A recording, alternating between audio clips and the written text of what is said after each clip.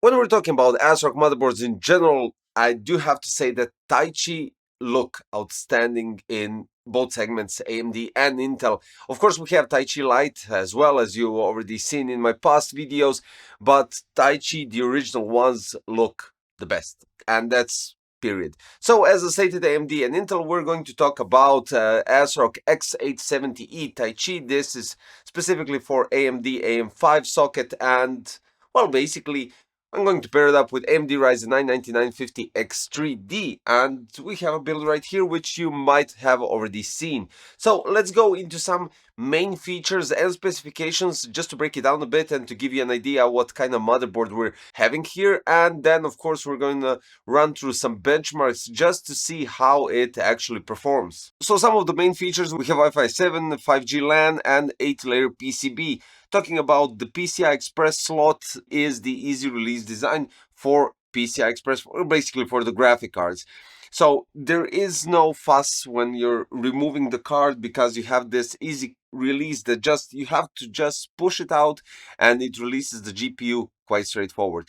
Then when we're talking about VRM and power design here on this board, we have 24 plus 2 plus 1. This is 110 amperes SPS, 24 V-core phase. Then we have two SoC phase with 110 amperes SPS. We have USB 4 on board with 40 gigabits per second speed, and we have exclusive 20K caps with 100 microfarad capacitance with 20,000 hours of lifespan. Now when we go with some specs, we have CPU support, and that's quite obvious. AMD socket AM5, Ryzen 9000, 8000 and 7000 series processors. Socket is AM5, chipset is X870E. Power phase design is 24 plus 2 plus 1, as already stated, 110 SPS plus V-core plus SoC. And then we have two PCIe 5.0 x 16 for expansion slots. Graphic output, we have one HDMI, two USB 4 Type-C. Storage is one Blazing M.2, which is Gen 5 x 4, and three Hyper M.2, which are Gen 4 x 4 with 683 ports. For the USB, we have two USB 4 Type-C at the rear, one USB 3.2 Generation 2 x 2 Type-C front, 5 USB 3.2 Generation 2 Type-A rear, 7 USB 3.2 Generation 1 Type-A 3 rear and 4 front, and 6 USB 2.0 2 rear 4 front.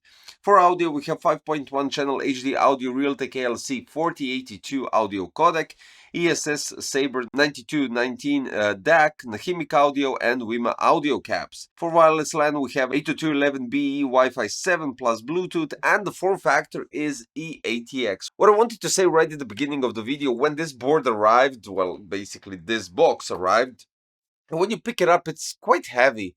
And then you take out the board, and it's still a bit heavier, you know. Usually, when you take into consideration their boxes from ASRock in general, they are a bit lightweight.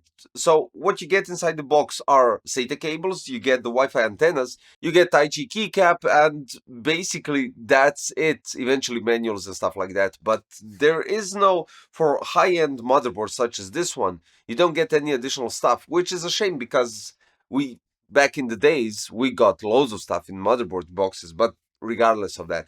Now, when we dig deeper a bit for the motherboard, what you can see in front of you is quite loads of passive heatsinks, and we have XXL VRM heatsinks, then we have heat pipes, we have MOS fan, enlarged M.2 heatsink, and three thermistor cable headers, which are located right at the bottom of the motherboard.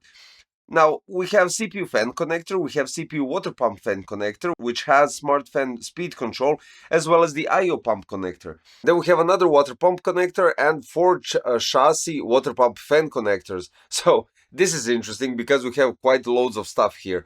Then, when you take into consideration the PCB design, where we have server-grade low-loss 8-layer 2-ounce copper PCB, it supports DDR5 XMP and Expo up to 8200 MHz. Maximum capacity is 256 gigs. And then we go for graphic output. One HDMI 2.1 TMDS FRL, which supports HDR HDCP 2.3, and maximum resolution is up to 4K at 120 Hz.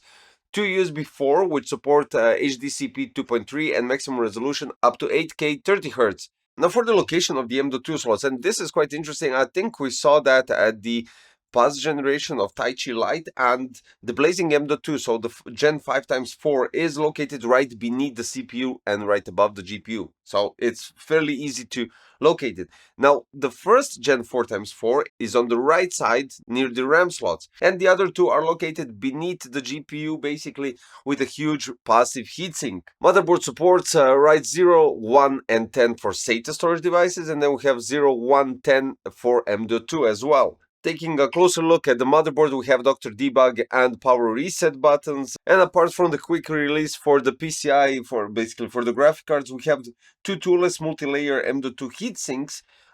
One is on the side and one is beneath the CPU, as already stated. Going forward with I/O ports, what we have is BIOS flashback button, and we have cleared CMOS button. Then we have two antenna ports, HDMI, two USB 3.2 generation 1 type A, two USB 3.2 generation 2 type A. We have two USB 2.0 and two USB 3.2 generation 2 type A.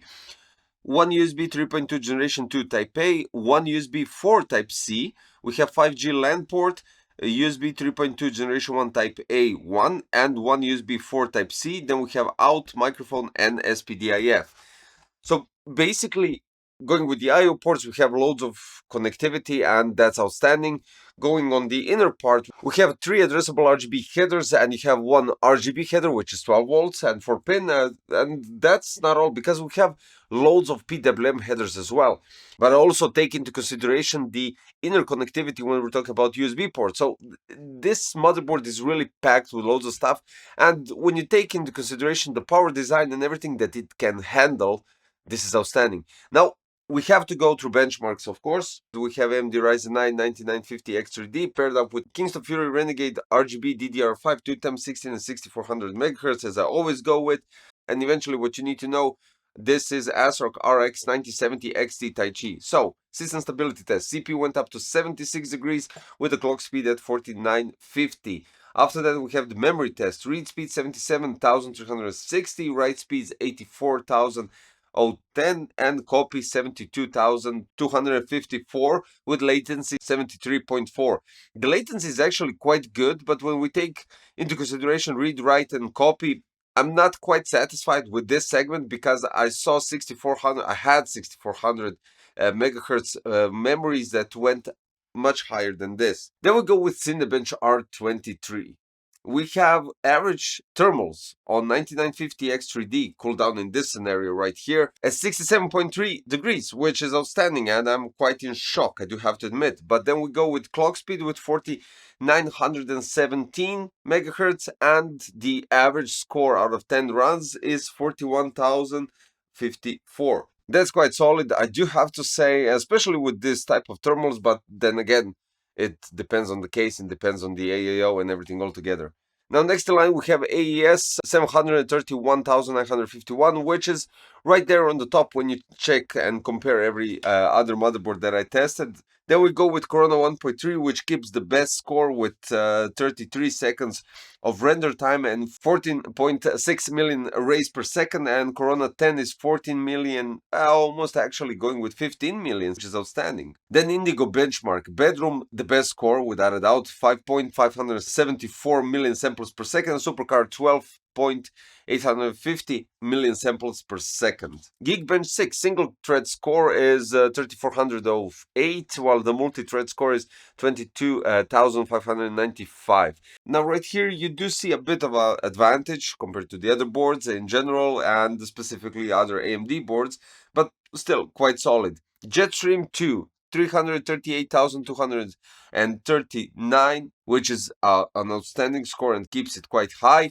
Then PC Mark 10. Now this is quite interesting because if you check the overall score is 10,993, which is lower than the B that I had and tested it with 9950X3D. So what you get here with the X870E is lower thermals for the CPU, but you'll see further when we go with, for instance, 3D Mark CPU profile. Now with the max threads, it actually got quite a low score. Then 16 threads, 15,407, but I won't take that too much into consideration before we go into TimeSpy, because TimeSpy 26,806 and CPU score is 16,004. There we go, TimeSpy Extreme 14,410 and CPU score 13,182.